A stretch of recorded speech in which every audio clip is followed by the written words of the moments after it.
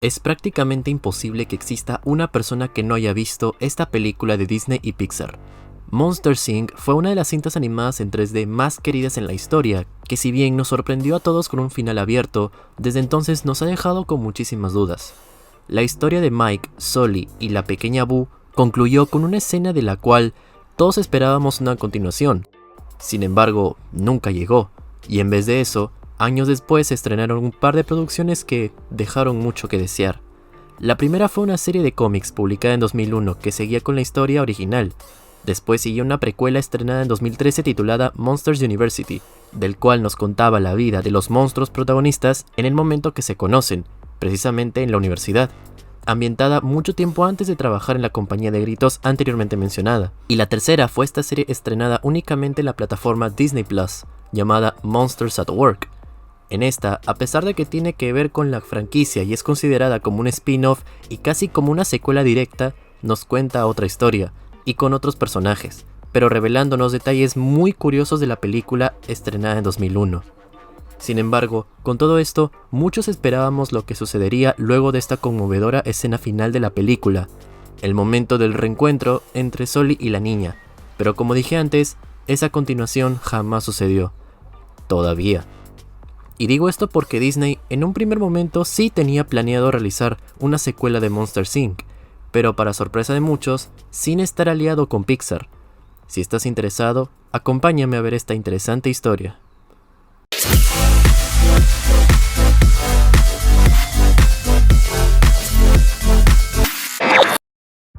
Como ustedes saben, Disney ha estado aliado con Pixar desde hace muchos años en diferentes puntos, por lo que no es secreto para ninguno que la compañía del ratón posee absolutamente todo de Pixar, incluyendo los derechos de todas sus películas.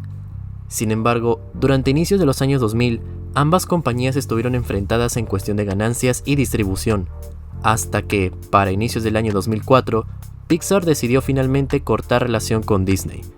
Mientras tanto, y sin tener a Pixar a su costado, Disney empezaría a planear secuelas de películas conocidas para ese entonces. De entre todas tenían en mente realizar Toy Story 3, Buscando a Nemo 2, y la secuela que hablaré en este video, titulada Monsters, Inc. 2 Lost in Scaradise.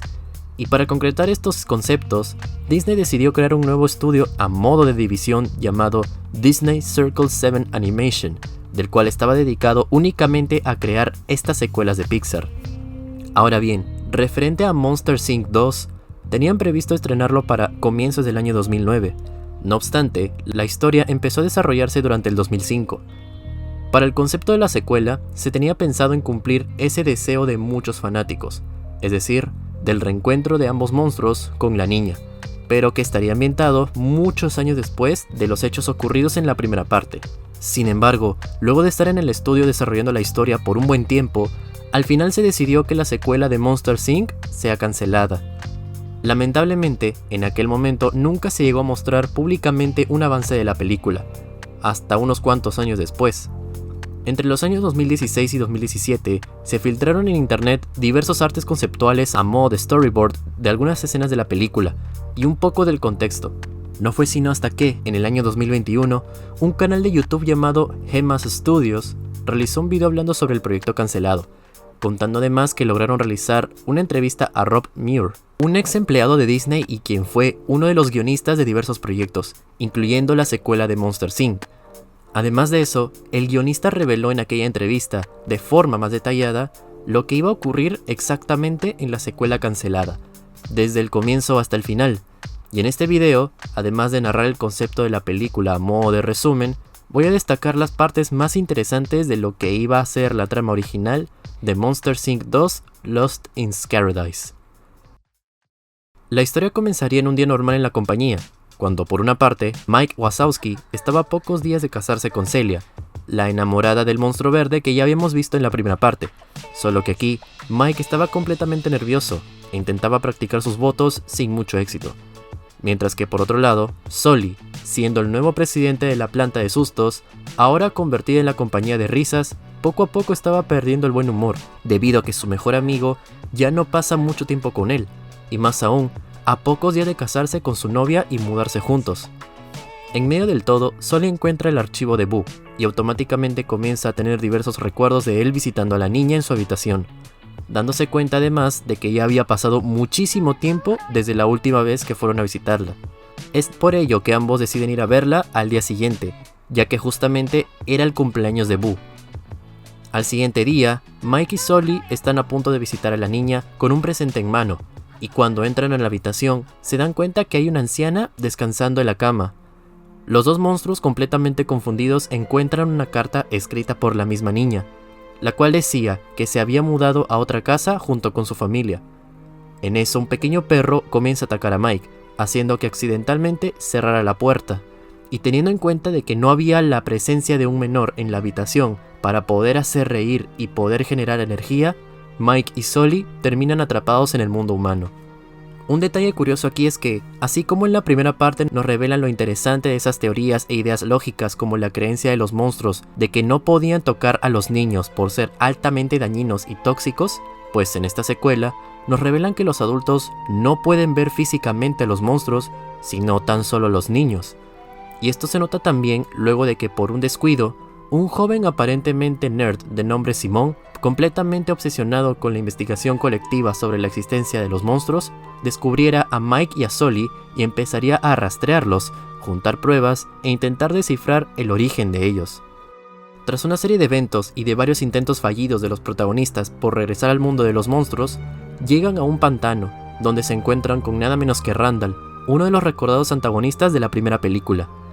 Es en este punto en donde Mike y Sully deciden ayudar al pejelagarto, que ahora, para que no sea capturado por este chico nerd y con el trato de ser recontratado a Monsters Inc., decide volverse bueno y llevarlos a un misterioso lugar, para ser más exactos, a una isla tropical ubicada dentro del famoso Triángulo de las Bermudas, en donde existe una especie de hotel de lujo a modo de refugio donde reciben a todas las criaturas mitológicas que alguna vez hemos oído hablar, incluyendo algunos monstruos que fueron expulsados de la compañía, donde también se da la reaparición del Yeti de los helados, o el abominable hombre de las nieves. Con esto, también Randall revela que, así como los niños pueden producir energía con sus risas dentro del mundo de los monstruos, pues también los mismos monstruos pueden emitir energías electromagnéticas para poder crear portales interdimensionales dentro del mundo humano, del cual esta práctica funciona únicamente en el Triángulo de las Bermudas. Es aquí donde conoceríamos a un amargado chupacabras, quien además de ser el administrador de la isla, era el diseñador original de las puertas utilizadas en la compañía. Posteriormente, durante una breve charla, el chupacabras increparía furiosamente a Mike, explicando cómo es que llegó a ser despedido de la planta y desterrado en la isla como por 40 años. Luego de eso, Mike comienza a discutir con Sully, diciendo que nunca más volverán al mundo de los monstruos y, lo que es peor, que nunca se casaría con Celia. Y aquí comienza la parte dramática de las discusiones típica de las películas animadas que no hace falta detallar. Así que, para evitar aburrirlos, pasaré directamente al momento en que Sully, Mike y Randall logran encontrar la nueva casa de Boo. Ya en el lugar, se esconden en la habitación de la niña, mientras estaban celebrando su cumpleaños. Boo, al escuchar ruidos en su cuarto, corre para ver qué estaba ocurriendo, y Sully, totalmente emocionado, la llama por su nombre, pero la niña no puede notar la presencia del monstruo azul, ya que aparentemente se había olvidado totalmente de lo que vivió en el mundo de los monstruos, incluyendo a Sullivan. En eso, llega su hermano menor y logra reconocer a Mike y a Sully, ya que el niño había hecho un dibujo de ellos dos junto con él. Seguido de eso, el pequeño lleva a los monstruos hacia el patio de la casa, y es en este momento en donde Sully, para llamar la atención de Boo, comienza a cantar una canción de cuna, la cual era un tema que el monstruo le cantaba a la niña constantemente hacía buen tiempo. Boo comienza a reconocer y a emocionarse mientras escuchaba la canción de cuna, y por fin logra ver a Sully. Al momento en que regresan a la habitación para hacerla reír y atravesar la puerta, junto con una emotiva escena, justo en ese momento llegan el chico nerd y su compañero, que habían logrado rastrear a Mike y a Sully, y logran también atravesar la puerta. Con dicho descubrimiento, ahora planearía en capturar un monstruo, para así regresar al mundo humano y probar ante todos la existencia de dichas criaturas. Mientras tanto, en el mundo de los monstruos, Mike llega completamente apurado a su matrimonio con Celia, y ya en el altar, cuando estuvo a punto de dar el sí, el chico nerd sorprende a todos los monstruos, secuestra a Celia e intenta escapar. Y aquí comienza la escena de persecución en el sistema de puertas, con acciones algo parecidas a las de la primera parte, hasta que finalmente, gracias al enorme cerebro de Mike, rescatan a Celia y Sully logra encontrar el expediente de Simón cuando era niño, revelando que era lo que le asustaba, y justo dio la casualidad que a él le asustaban los monstruos peludos con colmillos. Sullivan no lo piensa ni dos veces y empieza a rugir ferozmente al joven, haciendo que intente huir cobardemente, pero en eso llegan todos los monstruos y las criaturas mitológicas de la isla y lo regresan al mundo humano. Todos celebran, Mike y Sully se disculpan por la discusión que tuvieron y continúan con la ceremonia. Al final de la película, los dos monstruos vuelven a visitar a Boo y a su hermanito para hacerlos reír. Y al final, Sully y la niña se abrazan y ella le dice que nunca lo va a olvidar. Y al salir, dichas palabras preocuparon un poco a Mike, y le dice a su amigo que de todas maneras Boo olvidará a Sully de acá a unos cuantos años, por lo que el monstruo azul calmadamente lo acepta, y que al menos él prometerá recordarla por el bien de ambos, y de esta forma termina la película. Luego de todo lo ya contado, me pareció un concepto original bastante aceptable, y de contexto muy aventurero y algo tierno para una película como Monsters, Inc., ofreciendo un cambio muy impresionante con muchas ideas llamativas para la elaboración de la historia, que pretendían demostrar en algunos detalles que no fueron mostrados en la primera parte, como el saber un poco más de la lógica sobre la relación entre las criaturas y los humanos, en incluir a personajes nuevos como las criaturas mitológicas fantásticas, pero representadas de una forma caricaturizada, e intentar hablar sobre el origen de muchos de ellos, y cómo es que llegaron a pertenecer a la Compañía de Gritos. Realmente pudo haber sido muy interesante ver a todos esos monstruos legendarios con personalidades distintas y únicas a la vez en acción. Definitivamente tenían entre sus manos un script de gran potencial, y que con algunos pequeños ajustes en el proceso y con un poco de suerte, pudo haber sido un gran éxito y un buen regalo para los fanáticos de la franquicia. Pero aquí la gran pregunta, ¿por qué tomaron la decisión de no sacar a la luz esta secuela? Pues pasa y resulta que, en el año 2006, mientras los proyectos de las secuelas estaban en desarrollo, uno de los directivos de Disney en aquel entonces sintió que la compañía podría perder el rumbo sin tener a Pixar de lado. Y fue así que al poco tiempo llegarían a una conciliación, a modo de acuerdo.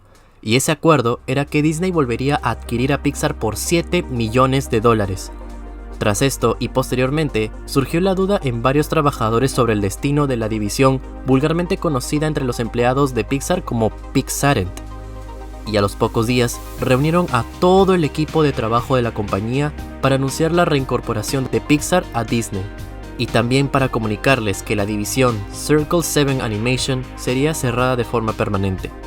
Y así fue, gran parte del plantel de los ex empleados de Circle 7 fueron transferidos a la compañía Disney. Mientras tanto, en ese momento, Pixar tomó en consideración algunos de los prototipos de estas secuelas para modificarlas y ser oficialmente estrenadas años después, pero desgraciadamente no tomaron en consideración el concepto de Monsters, Inc., haciendo que la secuela de Lost in Scaradise fuese cancelada. Ahora, ¿veremos la secuela oficial algún día? Pues la verdad, quién sabe si de repente Disney tenga conservado los conceptos originales o está interesado en retomar el proyecto algún día. Pero a pesar de que la relación con Pixar en la actualidad sigue vigente, no sé si están interesados en revivir un proyecto que involucró un momento malo entre ambas compañías. Después de todo, otros proyectos a modo de maqueta de aquella etapa sí llegaron a ser retrabajados y posteriormente publicados años después. Aunque pensándolo bien y teniendo en cuenta la crisis actual que está pasando la empresa del ratón gracias al contenido para el público woke y progre que ha estado sacando últimamente, yo siento que si retoman Monsters, Inc. 2, el equipo de producción modificaría ciertos detalles que al final terminaría ocasionando un gran escándalo y haciendo que gran parte del público lo deteste. No lo sé, supongo. Mientras tanto, nunca faltarán esos usuarios medio alucinados y algo huevones de internet que hacen pósters y video trailers falsos que supuestamente anuncian la secuela o un spin-off sobre Boo. Pero sin duda, este concepto de Monsters, Inc. 2, Lost in Scaradise, si hubiese sido desarrollada en su momento, en su totalidad, con o sin Pixar, pudo haber sido una buena secuela de una muy buena película animada. ¿Y tú, qué opinas de todo esto? ¿Te hubiese gustado ver esta secuela? Puedes responder libremente en la caja de comentarios. Esto ha sido todo por hoy en JRZ y nos vemos en el siguiente video.